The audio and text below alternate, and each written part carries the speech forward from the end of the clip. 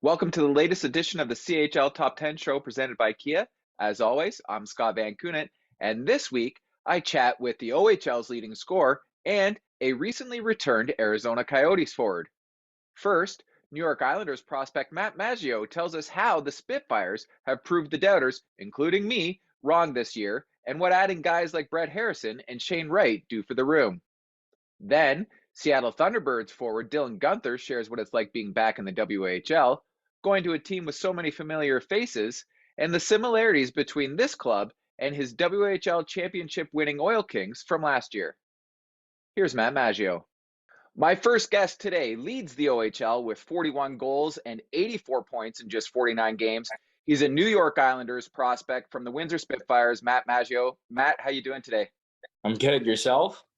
I'm pretty good. Off the hop, you know what? I got to apologize because at the start of the year, I said that losing Wyatt Johnston, losing Will Cooley, Parrott, D'Amico, Hano would be too much for the Spitfires to overcome, and I didn't think you'd be where you are now.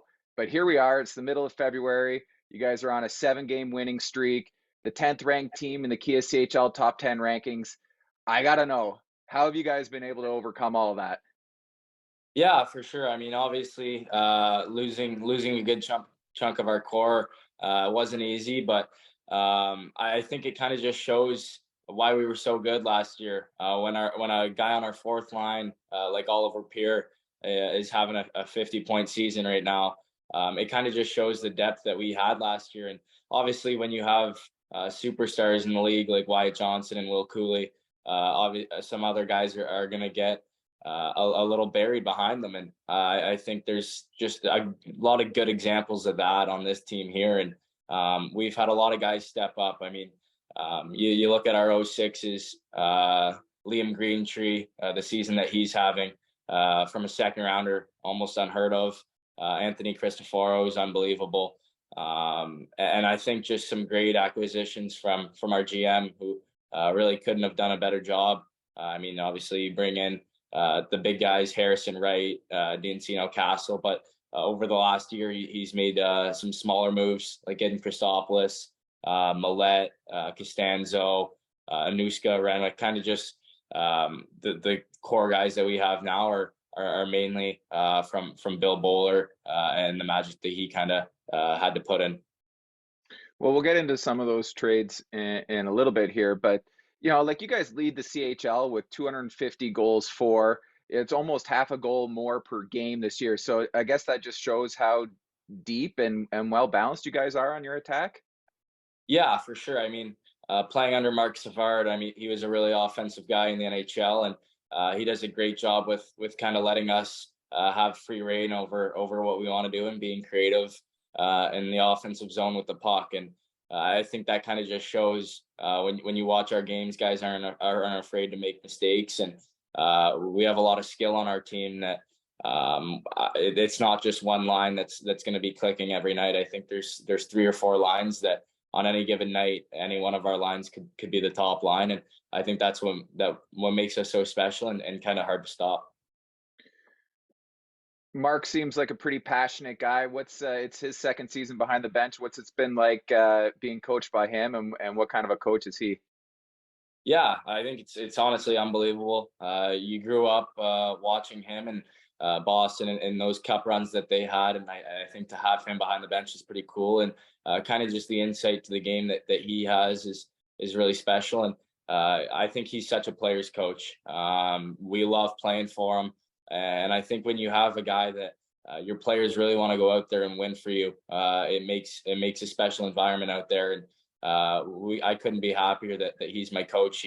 He gives me a lot of freedom to kind of do the things that I want to do on the ice and trust me, but is also working on things that are going to get me ready for the pro level. So he's definitely a player's coach, but he's firm when he has to be. Well, let's go into that a little bit more. Like your first 2 seasons in the league, you had 21 points. Now, not full seasons, but you had 21 points. In your last 8 games this year, currently, you've had 21 points. So how has Mark helped your game as well? Yeah, for sure. I mean, I think that when I was younger, I wasn't really sure I was on some really good teams. My first year at Ottawa, we went to the finals, so I didn't really play much there. And then my second year, I think we were really underrated good up front. I mean, we had guys Foodie and Guhle who are both in the pros playing on the third line, and it was definitely tough. So yeah, obviously my first 2 years I didn't really excel, but I think coming into last year, he really wanted to push for my production and see if it was there. And I think he's kind of taught me some things on how to increase that. He really likes when I drive the net and get to the middle of the ice. I think when I was younger, I kind of like to be a little bit more of a perimeter player, and now I see the net and I try to drive for it. So he's definitely helped me out, but not just offensively. I think he's also on me defensively, and just being a good leader as well. How do you make that change from being a perimeter player into a guy that, is confident driving the net and making those plays? Yeah, for sure. I think it's definitely kind of the stuff behind the scenes that really helps with that. Where I had a lot of time to kind of work on it during COVID, work on the things that I knew I needed to work on. I knew I needed to get faster, get stronger, and I really wanted to work on my shot. So I think coming into that last year, I knew I needed to start taking pucks to the net and kind of just trusting my abilities. I think confidence is kind of a funny thing where it's tough to get, but once you get it, I don't know, it's pretty tough to lose. So yeah, I think coming in, he really worked with me on kind of just trusting my skill set and trusting the player that I am. And I think ever since I've done that, it's definitely helped. Well, you're a Tecumseh guy, and this year you get named captain of the Windsor Spitfires, so your hometown team. What did that mean to you? Yeah, honestly, it's a dream come true. Growing up, I was 5 or 6, and my dad would work with the team, and I'd be running around the hallways, just obviously idolizing the players, and being able to grow up watching back-to-back Memorial Cup teams, the guys that they had, obviously Taylor Hall, Adam Henry, Brian Ellis, the guys like that. So it was kind of a great place to grow up, and such a great culture that. Uh, to be able to be a part of now is really special. And obviously to wear that C is a dream come true. Comes with a lot of responsibility, but I think I kind of enjoy it and I thrive off it. So it is kind of a fever dream, but I couldn't be more grateful for it. Do you embrace the pressure of playing at home and having those extra eyes on you all the time? Yeah, I think I do. I think it's pretty special. I mean, not many guys get to play at home maybe twice, 3 times in their OHL career over a 4 or 5 year span, and I get to do it almost every Thursday night. So I think it's really special, and I mean my family's the only reason I'm here. So kind of just to be able to give back and let them watch me, and kind of give them all the success that I've had, and be able to share it together while living at home has been super special. And obviously living at home is pretty surreal. I mean, I'm 20 years old and I'm still in my same childhood bedroom, so it's pretty crazy. And yeah, I don't know. I think they've done a really good job of keeping me grounded, and always working harder. And perk of living at home is I have a shooting room in the basement, so every night I think it's pretty fortunate that I get to go down there and shoot some pucks. Yeah, parents are definitely good at keeping you even keel. They'll never let you get too high or too low. For sure. How would you describe the Spits team this year? Like, you guys obviously had that great run last year, losing Game 7 to the Bulldogs in the final. How are you guys similar? How are you guys different? Yeah, I think we're similar in kind of the style that we like to play, where we're super offensive, and we have a lot of guys that can put the puck in the net, and we like to play fast. We like to be quick in transition, and really use our speed and our skill to beat teams like that. But I think we've shown it a few times this year where we can also add grit to our game, and I think guys like Holmes and Renwick who can kind of step up on a guy, and Soblev, he's injured right now, but some guys that can lay the lumber. So when you add a team that has a lot of speed and skill plus grit, it's kind of scary to stop. And obviously last year, I think it's kind of a similar team. Obviously you don't have Wyatt Johnston this year, which was a huge loss, but he's doing great in the NHL. So happy to see that. But Yeah, I think last year we were a team that we were really top heavy, and we had some superstars. And I think this year we're really even balanced out. I mean, there's a guy on any night that could be the guy to get it done. So I think that's what then makes this group really special. As you prepare for the playoffs this year, how valuable now was that run last year, especially with the amount of guys that are back from last year's team?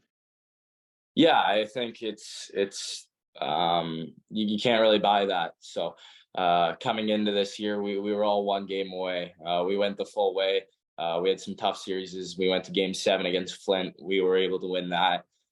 Kind of just to see what that was like to win a game 7 was unbelievable. And then I think getting so close and coming up short was something that obviously stuck with us and stuck through the summer. And I know it was a tough summer for a lot of guys to kind of overcome that, but it just made us so hungry as a group. And I think it showed right away this year. We came out of the gates flying, and that's a big reason why is that we want revenge for what happened last year, and we're coming to be on the other side of that ice when the championship comes out. Not only that, like on the ice, but maybe off the ice, help you guys prepare a little bit more for the long run, the recovery, the rest that you guys need to be able to have and do throughout a long run like that? Yeah, it does. I mean, obviously, with the playoff run that we had last year, we were going halfway into summer there. So I think we all know kind of what it takes to win. And I think it's the little things that our group is so special at. I mean, you go after practice 20 minutes on any given day, and there's still 10 guys, 15 guys out there shooting pucks and working on little things, picking up rims off the wall, working with the coaches one-on-one. Our goalies are still out there. And I think it's kind of just the culture that we've kind of tried to create in Windsor, honestly, from ownership down to really build a winning culture. And I think when we got all the way last year, we really learned a lot of things and trial and error, see what works. And I think it's kind of flown into this year where we kind of know what it takes during playoffs. Obviously, it's a grind, but I think we're really prepared for how to take care of our bodies and take care of our minds and kind of get through that playoff run again. You got, I think it's about 17 games left in the season now. What kinds of things do you guys need to or want to fine tune before that playoff run starts? I think we're really honing in on our defensive game. I mean, I think it shows that we can score with anyone. But if we want to be a team that wins in playoffs, we really have to dial in our defensive game. And I think that's something that you're really going to see in the next few games here is we're really going to try to limit other teams' chances and really be good defensively to kind of co-play with that offensive splash that we have. Well, you mentioned it earlier. A few trades were made. A couple of the bigger pieces, GM goes out and gets Brett Harrison from Oshawa, and then a little bit later brings in Shane Wright from, I guess we could say the World Juniors, Seattle. We could say a number of places. But what does it mean? What does it say to the room when guys like that get brought in at the deadline? Yeah, deadline's always a stressful time for anyone. You don't really know what's going to happen, and there's a chance we could have been sellers, buyers, and then our GM goes out and is a full out buyer and buys kind of the biggest piece that I think you could get in the OHL this year in Shane Wright. And obviously, it kind of it's reassurance. We were in a good spot at the deadline, but in playoffs, you really need a lot of reinforcements. So to be able to bring in guys like we did this year kind of just shows that our GM and our own ownership and our coaching staff really believe in us as a group to get it done. And I think that says a lot. And we're obviously really grateful that we're in a spot where they really think that we can win. And in the locker room, we know that we can win. And we're kind of excited to go on this playoff run and show that. Were there any conversations with you guys or maybe just the leadership group about, hey, if you guys get to here, we're going to look to add or we're going to try to bring in guys? Or what do you think about if we brought in, like, did they have any conversations like that with you guys? Yeah, some little things. I mean, I know that that before the deadline we were playing really understaffed. I mean, I think we were playing with like 9 forwards, 5D or something like that, and we were on the road, so it was definitely tough. And Savard would kind of hint at it. If you guys have a good weekend, maybe something will happen this week. So obviously that gave us a little added incentive to go out and have a good weekend. And we were lucky enough that we went on a good stretch there. And obviously our GM saw that and made the moves necessary to kind of put us in the best spot possible. How long does it take for you, for the other guys in the top six to get comfortable when you're bringing in other guys like that? Yeah, I mean, obviously, chemistry is kind of a thing that needs to be worked on. But when you're bringing in top end guys like that, I mean, it almost feels so natural to play with them. And you bring in a guy like Harrison, who I think is one of the smartest players in the league. It was almost just instantly where I was like, I couldn't believe kind of how well we read each other, and he's been so fun to play with. And then obviously with Shane, he's been everywhere, NHL experience, World Juniors experience, so he kind of has that experience. And slotting him into the top six is obviously a really good thing. And it's kind of just the little things that he does. He's so good defensively and good on draws and stuff like that, where I think a lot of the guys try to pick up on. And if he's a guy that's going to be back checking as hard as he can, up 6-1 or 7-1, I think that kind of sets a message for the other guys. Contagious for everybody else. For sure. What we know what they bring on the ice. What do they bring off the ice? Like, how long does it take them to get comfortable with, potentially stepping up and saying something? Or is it, like you said, just more on ice stuff right now and look at me, follow what I do? Yeah, I mean, I think right away, we have so much respect for the guys that we brought in. I mean, we brought in Jacob Holmes, captain of Sudbury, and he's been a great leader for us already. And he's a guy that in the room is going to be vocal. And I think a lot of the guys, I mean, everyone respects him a lot. We all know that he was a captain where he was. So I think that's pretty special when you can bring in another captain like that. And then obviously Shane was a captain at World Juniors. So it's kind of a group full of leaders that we kind of have going on here. And everyone really respects each other and wants to see each other succeed. So when you have a room where you can bring in that many captains and that many leaders and have a really good, strong group, a group that loves to hang out with each other and enjoy time together off the ice, I think that's something that's really special. Seems like the Spits are having a lot of fun this year. I want to go back to December 15th. Do you know which game I'm talking about? I think I don't know what one for sure, but I can guess. At home against the Erie Otters, you score a career high 5 goals. What'd you think of Chris McLeod's goal call on your hat trick goal? Maggio looking for the trick, left side. Maggio backhand, and he's got it! It's a me, Maggio! Yeah, I loved it. I mean, obviously, that night was definitely really special. And it was pretty surreal. I mean, it was kind of funny the way that it all happened, where I came out and one of my best friends from home is on Erie, and all his family was out, and my family came out, so it was kind of cool to have them out. And then the game starts, and I kind of scored right away. So whenever you can score your first shot of the game, I mean, you're going to be feeling good about the rest of the game. And then I kind of finished that first period, I think, with a hat trick. But at the end of the period, I get hit pretty hard. I pass the puck and I get hit. I head into the room and I'm like, oh, pretty banged up. And so I kind of felt out of it for a little bit there in the second period. And I go out and I wasn't even kind of really processing what happened in the second period. But obviously to get 2 more on top of a hat trick was pretty special. And is he going to do it again? Maggio!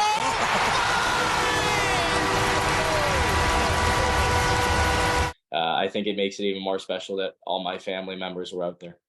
Yeah, that's awesome to be able to have them so close. The Islanders getting drafted this summer. Were you expecting it? Did it come out of the blue? How exciting was it?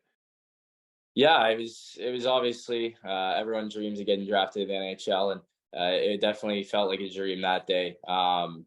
being an older guy like myself, I didn't really want to keep any expectations of what was going to happen at the draft this year. So I kind of came in, and after not being selected my first time around, I really just wanted to keep kind of an even head, and whatever happens, happens. I mean, at the end of the day, everyone's going to be pushing for an NHL contract, and that's just the start of it. Everyone, you want to play in the NHL. So this is kind of just a stepping stone, and to be able to be drafted to a team like New York, I mean, I think that's so special. Lou Lamoriello, the resume that he has, and kind of how declarated he is, and kind of just the culture there on Long Island, and the teams that they've had. I don't think I could be happier to go to a place other than Long Island. So I think I'm really excited to get started there.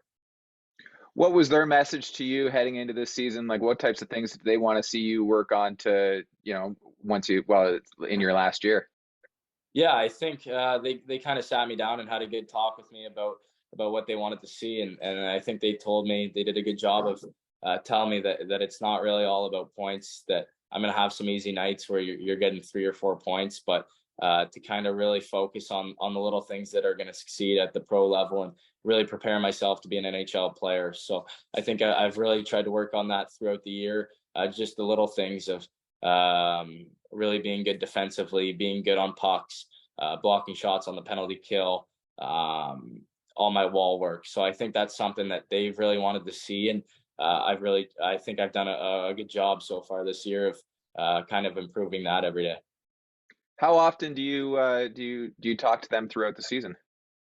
Yeah, I think they do a great job. Rod Pelly and Eric Cairns, both player development guys. They've been out a ton over the course of the year. I think I've got to go for lunch with both of them a few times each. So I think that's really special to be able to do that every 3 weeks, and or 2-3 weeks, and just be able to touch base and talk with someone. And I think they're so supportive of kind of everything. And obviously, as a player, I think I know when I play good or bad, but they're kind of just there to kind of tell me the little things, and kind of just talk to me and support me in any way they can. And I think they've done a great job of that. And to be able to do video with them has been instrumental too. So I think they're doing a great job, and I couldn't be more happy. How much have you started following the Islanders since being drafted by them? Yeah, definitely a good amount. I was watching them last night, and I think every time I come downstairs, my parents have it on. So definitely a good amount. And obviously, with their recent trade for Bo Horvat, I mean, that's pretty exciting for the fan base there in Long Island, and pretty exciting to be able to hopefully meet him at camp this year, and kind of see what he's about. It is definitely going to be cool. Bo's a Rodney guy, so that's about an hour away from you?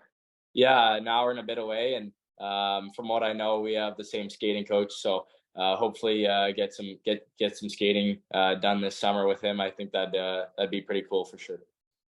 Well, like I said, it's your final year in the CHL and the OHL.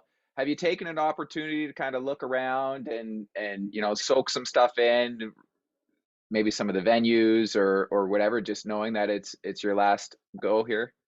Yeah, I have. I mean, I think all the boys think I'm a bit crazy. Every place I've been going to, I've been taking a quick video of the place, and kind of just showing off the rinks, and kind of just saving them for later. I think I'm really just grateful and soaking in these last few months here.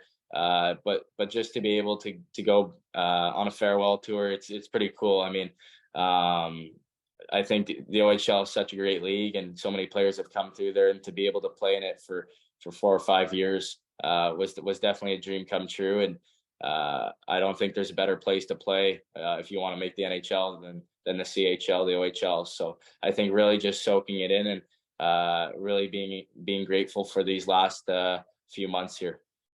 Is it kind of surreal that it's been 5 years already?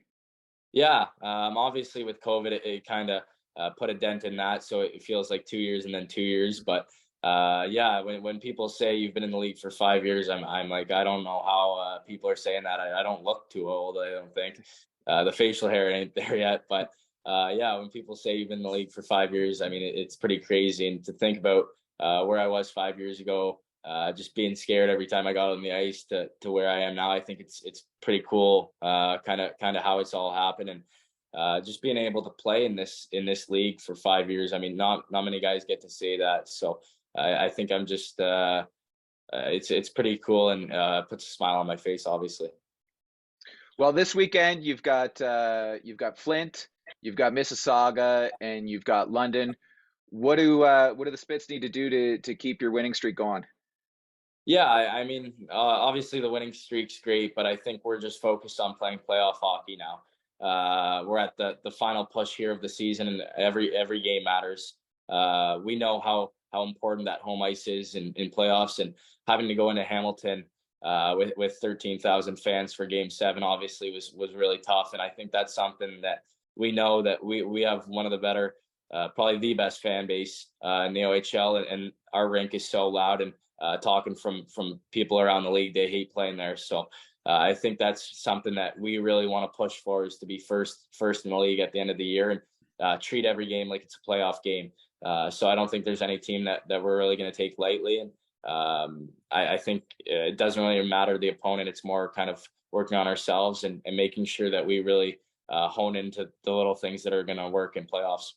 I know you just said it doesn't matter the opponent, but you do have 4 more games against the Knights. You've got another one against the Sting, both teams that are also gunning for a deep playoff run. So how nice is it to be able to test yourself a few more times against those guys? Yeah, it is for sure. I mean, when we play London, I mean, it doesn't matter kind of what happens. There's always going to be that rivalry there, and it's always a fun game. We know a lot of them personally. A lot of the guys work out here in Windsor, and are from here. So I think it's pretty cool to be able to play them, and it makes for a little added tension in that game, and it's always a fun game against them. And to be able to do that 4 more times is going to be pretty fun. But obviously they're a great team as well, and we're kind of excited to see how we stack up. And obviously the games against them are huge. They're 4-point game swings each, so we want to take them all, obviously, and really put ourselves in the best spot possible. And then with Sarnia, we haven't really played them in a while, and the last time we played them, I don't think it was even close to our best effort. So I think we really want to come out and get some revenge against them, and I think we're all definitely really excited for that one as well. And lastly, you touched on it a little bit, but just how cool is it? How much fun are you having watching Wyatt Johnston do his thing in Dallas, and even your former captain and Will Guhle getting in some games in New York this year? Yeah, I mean, obviously it's pretty cool. I got to play a few games with them last year, and when both of your line mates are in the NHL, it's pretty surreal. And I texted them both, just so happy for them. I think it couldn't happen to 2 better guys, and obviously Wyatt being able to make that team right out of training camp in the year that he's had. I mean, I think some people were surprised, but we weren't at all. I mean, I don't think I've ever played with a player that kind of has the skill set that he has, and is as good of a guy off the ice, where he's so humble, and it just seems like he's playing in any other league, but he's playing in the NHL, which is pretty cool. And then obviously Cool's the best captain I've ever had, and for him to be able to be in New York and be in the Big Apple is pretty cool, and get some games in there before they loaded up was pretty special, and I know that he enjoyed that. So being able to still touch base with them every week and still catch up is something that I think I really look forward to, and I think they've done a great job at helping me, and still supporting Windsor, which is really cool to see. Awesome, Matt. This has been great. Really appreciate you taking the time with me today. Good luck in the push for the playoffs and on your road to the Memorial Cup this year. Thank you. I appreciate it. My next guest is from the 3rd-ranked team in the Kia CHL Top 10 rankings, recently returned to the WHL after playing 33 games with the Arizona Coyotes this season. It's Dylan Guenther from the Seattle Thunderbirds. Dylan, how you doing today? Good, thanks. How you doing? I'm pretty good. Is it weird hearing from the Thunderbirds? I've asked a couple other guys that have gone to contending teams. Is it still kind of weird, surreal even? Yeah, it's different. I think playing in Edmonton your whole career, growing up there, and hearing that, I'm used to that. So to be here, it sounds a little bit different, but I've been here for about a week now, and it's been awesome. So just continuing to win games and have some fun. kind of take me through this process for you. So you you're in Arizona, you go to juniors, you get to win a gold medal with Team Canada and an awesome atmosphere there. Uh, Go back to Arizona, you play the month of January there. At what point did you realize that coming back to the WHL was a possibility? Yeah, I mean, I didn't really know. I mean, obviously, when I got traded, I just said head back there, and I got traded. So, I didn't really see that coming. I didn't really know there was a possibility, but this is a good spot to be. I think the staff here and the players have been so welcoming the last week, and I mean, a lot of the guys here are from Edmonton, so I'm familiar with a lot of the players and a lot of the older guys. So I think that's allowed the transition to be a pretty smooth so far. Yeah, I talked about that with Luke Prokop earlier in the year when he first joined the club about the number of Edmonton natives on the team, and then obviously for you playing with Prokop and Korchinski and Milic and Allen and Doc and Schaefer at the juniors and Siona, you played with him growing up too, if I'm not mistaken. Yeah. Just sort of feel like almost like a homecoming with so many familiar faces in the room already. Yeah, I mean, that's not like what you expect when you get traded. You feel like you're going to a brand new, locker room with a bunch of new faces. When really, I mean, I know a lot of the guys on the team, so it's pretty cool to get to reconnect with some of these guys. And I think just keep building and hopefully do something special. Well, what were your conversations with Andre Tourigny or Bill Armstrong before you came back to Seattle? Yeah, I think just come back and don't waste the days. I mean, it's obviously it's not the news you want to hear. You don't want to get sent down. You don't want to go back to junior. I mean, you're playing in the NHL, and every guy here, every guy in this league wants to get to that point. So I think it's don't waste the days. Get back here and just continue to grow and get better every day. I mean, we're in a great spot here. We have a really good team and a chance to go on a deep playoff run. So I think just continuing to try to get better, gel with the guys, and just not be complacent and continue to just get better. Obviously, Seattle's the team that you guys beat in the final last year. Does it make it a little bit weirder pulling on that jersey? Yeah, it's new jersey, new number. It is a little bit weird. Joke around with some of the guys now, but it's still pretty raw. So hopefully can help them win one this year. So you obviously missed the final couple games of the final last year, and then didn't get a chance to suit up in the Memorial Cup. So is it nice to be able to, as a consolation, you're back in junior, but you still get a chance at maybe a second chance at a Memorial Cup run? Yeah, I think so. I mean, that's the goal, right? Just to play in a Memorial Cup and try to win that. And it's a pretty special tournament. And I think just watching it even last year, you can take things away from that. But we're in February here. We're so far away still, and there's still a lot of things that we got to continue to work on and get better at. But as we continue to grow in the right direction, if that were to come, I think that the second time around, you're really prepared and ready for it, because it is different. I mean, you're not breaking teams down in a series, you're playing one game. So it's definitely a little bit of a switch there. Well, you arrive in Seattle, like you said, you've been there for about a week. What did Coach Odette or Bill LaForge, what did they want from you for the rest of, the final 18 games of the regular season here?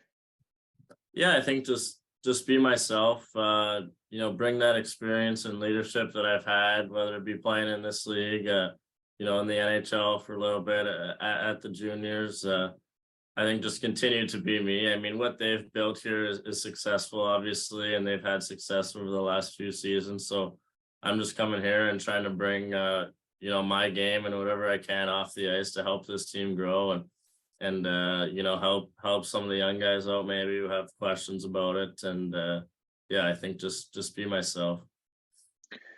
Is it easier given the amount of guys that you're already there and the experiences that you have to come in and have a voice in that room already? I know some guys want to take a little bit more time because they might not know as many guys, but with the amount of people that you already know there, does that make it easier? Yeah, sure. I think Yeah, I mean, I have a voice. I played in the league for a while. I'm an older guy, and yeah, I think it's important. I think a big thing for us too is everyone's got a voice. No matter how long you played, we're all looking to get better. We're all looking to achieve the same goals. So I think that's important. Winning cultures is that everyone's included and everyone can speak up and say what they think at any given time. With knowing so many guys in that locker room already, who was the first one to reach out to you? Yeah, I mean, I text them first because I text kind of the old group chat in Edmonton and Prokop's in it, and I said I'm coming back. So he knew, and then Siona texts me, and I'm living with Doc, so I talked to him. So I was in contact with a lot of these guys before even, so it just kind of worked out that way. And were any of them giving it to you at juniors, saying, "Hey, come on, come join us"? I mean, not really. I don't know if that was really in hindsight. I think. I mean, obviously, there you're focused on the Canadian Championship and stuff. But I know that some guys were traded after, and they were talking about it a little bit. I didn't really have an idea I'd be coming back, but I'm in a good spot here. How does this team that you're on now compare with your championship team last year? Do you see any similarities Yeah, for sure. I think we're hard skill. I mean we have a lot of skill on the roster, but we play a hard game. We play physical, and I think that we're able to play both ways. And that's how we were kind of successful in Edmonton. We were able to play a hard game when we needed to, and we could also finish and score late in the game or on the power play when we needed to. So I think that's important, just being able to score timely goals. But when you're in the playoffs and you're wearing teams down, you got to be physical, and I think that we have that aspect too. Yeah, going out and getting a guy like Nolan Allen, getting a guy like Luke Prokop certainly adds a bit more edge on the back end. And obviously, with the guys that you played with last year, you know how important that is. Yeah, 100%. It's there's still that intimidation factor, and when you got footsteps on a guy, they're gonna think twice. So I think just building that and continuing to wear teams down, even in the regular season, just putting that doubt in their mind, and that's something that I think we bring to the table. Well, what's been the biggest change on the ice for you coming back from it? I know it's only been 3 games, but what's, is it adjusting to the speed? Are you trying not to slow down, or how do you, what's the biggest change for you? Yeah, it's different. I mean, it's the same game. I think it's a bit more controlled, and down here, I think you get you obviously have more time with the puck, and you're bigger and stronger, so you're a bit more physical and stuff like that. But yeah, just trying to push the pace and start some practice, continue to push the pace and practice, and play fast in the game. I mean, I'm playing with really good players here, so it's not like it's a drastic change. I think it's just bringing what we do to the table to help the team be successful. What can you bring to the table that you learned in Arizona this year to bring into the locker room and on the ice? I think just the importance of playing in both ends in the 200-foot game.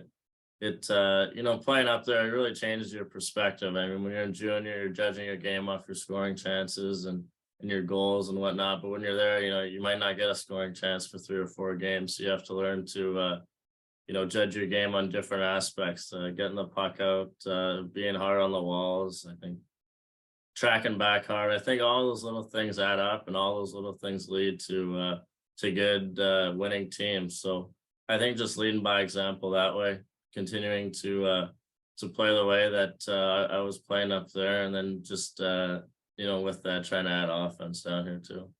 The start to your NHL career pretty surreal. Like, you start off against 3 original 6 teams in Boston, Toronto, Montreal. What was that like? That was crazy. Yeah, Boston, their home opener, my first game. I mean, you can't really pick 3 better buildings to start off with, really. I mean, it was crazy. The atmosphere's there, and yeah, playing there, it was special, and that's something that I won't forget. And then in the 4th game of the year, you're in Ottawa and you score your first goal. What was that moment like? Now Michelli to the front. Right there, they score! And guess who? Dylan Guenther with his first National Hockey League goal. Miles says it all. And the Coyotes just going to work. Taking that puck to the net. Low, and Dylan Guenther, look at the hands. Look at the finish. Yeah, that was pretty cool. I mean, obviously, you want to score, and you're thinking about it. It's your first few games. You want to kind of contribute that way as fast as possible. So it almost feels like a bit of a relief. I mean, it's only 4 games, but you know, you want to get it out of the way. So it was, yeah, that was a moment I'll never forget. I'll never forget the play and kind of how it developed, and I think just the reaction from the guys and how excited they were for me. It was pretty special. Where's the puck now? I actually don't know. Actually, I think it might still be there. I think they do like a little mount or something like that with it on it. But yeah, good question. I don't know. December 7th, first game in Edmonton, in your hometown.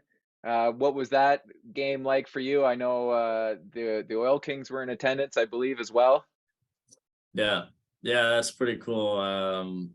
You know, I remember when I'm younger, I'm saying, you know, I want to play here at Rogers Place, and I got to do that playing with the Oil Kings, and being an Oilers fan your whole life, you feel like you know every guy in the other team, even though, you know, they don't know who you are. So it's pretty cool. I think that's something I won't forget. I mean, we had a tough game. It was the end of a long road trip, and I mean, they're obviously an offensive dynamo there. So, but getting to share the ice with like McDavid, Draisaitl, Nugent Hopkins, he was a guy, one of my favorite players. He came in a bit earlier than the other 2 guys, so it was pretty cool, yeah.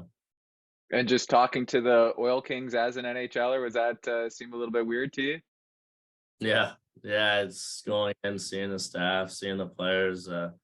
Obviously, a bit of a different team this year, so I wasn't familiar with the whole group, but getting to see some of the former guys and talking with them, you know, it was pretty cool.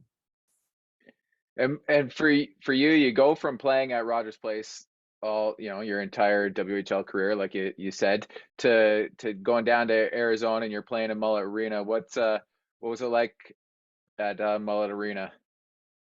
Yeah, it's good. I mean, we've had success there, and I think it's different. I mean, it's obviously smaller. It's but I mean, it feels like we're crisp there. The ice is good. The boards are lively. It just feels a bit faster because it's so compact. But no, we have a lot of fun playing there. The crowds are good. It feels kind of young and energized, and it's been great. Have you had any time, maybe over the summer, to kind of look back at your championship run last year, what you've accomplished in the WHL, and kind of soak it in? Not really, honestly. I mean, it was so short. Like when we ended, I think it was like the end of June, and you're off to development camp, and I had the injury, so I was just really focused on getting ready for the next season. So I mean, it's been busy. A lot's happened over the last 2 seasons, and obviously not complacent, wanting to do more and get better. But I think it's important to look back sometimes and appreciate kind of what you've done and all the people who have helped you get to that point, and make sure you're thanking them and really taking time to appreciate your parents, grandparents, and just all the people who supported you through the tough times too, because growing up it's not always easy. So did it make that championship run even more special, being in your hometown and being able to have more family and friends there with you? Yeah, I mean, my parents are at every game. My grandparents are at every game. They're watching every game. And even my younger brother, too, he plays hockey, and he's trying to make it out to every game. So it was pretty cool. And to go through that run and have the Oilers also doing really well, and we were doing well. I mean, I obviously a big buzz for them when they're in the playoffs, but I think to kind of share that and have them playing one night and winning, and then us playing the next night and winning, it was pretty cool. It was a lot of fun. I know we're not in the playoffs yet, but the Kraken are obviously playing well this year. the Thunderbirds are playing well. Pretty good buzz around the city that you've seen so far? Yeah, it's been awesome. We actually went to University of Washington basketball game yesterday, and they went to overtime and won. So it's been a lot of fun. I think our billets are awesome. You know, they take us around and they've been super welcoming. It's my first time with billets too, so it's they've been great. The team's been great. The city's awesome, so it's been a lot of fun. Did you ever think in your final year in junior after playing in the NHL that you'd be spending time with billets for the first time? No, I went from living at home and my mom cooking meals to living on my own, and a lot of DoorDash. So it's nice to be back with the family and just have the little bit of uncomfortability still. And no, but they've been great. Like you mentioned earlier, you've got it's a different number now. Did you talk to Lambert at all about getting 11 from him? No, I didn't. Sometimes I look on the board too, and I see him, and I think it's me still, and we're in different spots in the league. But no, it looks good on him, and yeah, I'll give 71 for a run here. It's not bad. I don't mind it. When you look at the moves that Bill LaForge has done to build this team into what it is now, like how exciting is that for you and the rest of the team? Yeah, it's great. I think when the upper management's willing to do that and go out and get really the best players, I think it knows just the buy-in that they have and the trust that they have ultimately in the core of the group. I think it speaks to the returning players and how they've done a great job. The coaching staff and kind of the culture that they've built. And yeah, I mean, when he's willing to go out and do that and sacrifice picks and whatnot, it puts that trust in the team. So I think he's done a great job. Pretty similar situation to you guys in Edmonton last year. Yeah, for sure. We go out and get Luke, get Guhles and Swords, and I mean they're huge pieces of the team. I think you wouldn't trade that for anything. So it was we wouldn't have done that without them. So it's a big part of our success. 18 games left in the regular season. You only face 5 teams though, and three of your games are against Kamloops and 4 against Portland, and then we mix in Everett and Tri-City and Victoria in there. Does that only facing 5 teams over those 18 games, does that give it more of a playoff-esque feel? Yeah, I didn't even know that actually. So playing Portland Kamloops, I think that does for sure. I mean, those are elevated games. Those are games that you got to win. So I think that's good. It's fun to play in those games where the game's on the line and it's tight, and you're playing against best on best. So that's those are the games you want to be in, and I'm sure that those are 2 teams that we could face in the playoffs possibly. So it's important for us to establish our way early against them and just kind of continue that. Yeah, how important is it to get some more reps against those top teams that you will more than likely have to face on a road to the Memorial Cup? Yeah, it's great. I mean, like I said, they're the games you want to be in, and they're important. You don't just flip the switch when you get to the playoffs. It's a process. You have to continue to do the right things every day and do the right things every game, no matter who you're playing. But I mean, when you're playing teams that you're likely going to play again, it's important to kind of put your will on them and almost treat it like a playoff series. Just continue to try to wear them down and don't give them any hope, I guess. How often do you and Guhle and Neighbours talk about life in the NHL this year? Yeah, I think we have a group text that we're talking in, but it's pretty cool. I mean, I played Guhles early, and that was special, and I remember playing Jake pretty recently, and it was special for us. I mean, I came into the league, he was 17, I was 16, and we played together our whole career. And I kind of looked up to him. He just did everything right, and he was a guy who was a leader in the room at such a young age. And I remember texting with him after saying when I was 16, I never would have thought we'd be in this position and playing each other in the NHL. So it was pretty cool, and talking with him after and seeing him over in warmups and you know, in an NHL jersey, it's that's a pretty cool moment. Well, you guys have Tri-City on Friday night, and then a home and home with Victoria over the rest of the weekend and into Family Day Monday. Riding a 4-game win streak right now. So what do you guys have to do to come out of this weekend on a 7-game winning streak? Play the right way. Played against Tri there. I thought that they had a good comeback. They did a good job at staying in the game, but we can't let them in the game like that. So I think just go out there, play hard in the first, try to take their hope away, and then just continue that momentum and continue to play the right way into you know, the next games. Awesome. Dylan, thank you very much for joining me today. Good luck in hopefully a long run to the Memorial Cup for you. Yeah, no, awesome. Thanks so much for having me on.